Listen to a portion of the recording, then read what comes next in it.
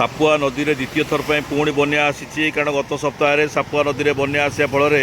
प्राय आठगड़ ब्लॉकर Godijharia Kantol bridge Athagarh bridge Naudapada bridge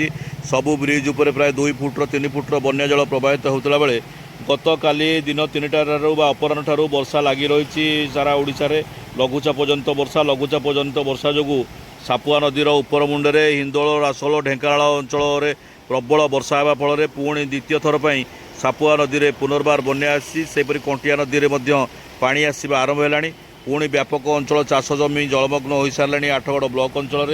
एवं विशेषकर सापुआ नदीर बारंबार चलित सप्ताह भितर 2 थर बन्या आसा फल चाषी मानकर मेरुदंड संपूर्ण भांगीगला तली जो मैंने रही तली बसीगला पनीपरिया फसल व्यापक क्षयक्षति होइतिबार सूचना मिलूँ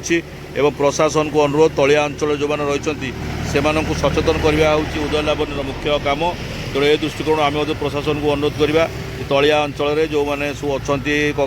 कटिकिया साई सर्पेश्वर दुरुसिया सब अंचल नाउरथ तरडिंग जोरदा ये सब अंचल लोक सचेतन करवा ही एकमात्र माध्यम होची प्रशासन। ब्यूरो न्यूज उदय लावण्य।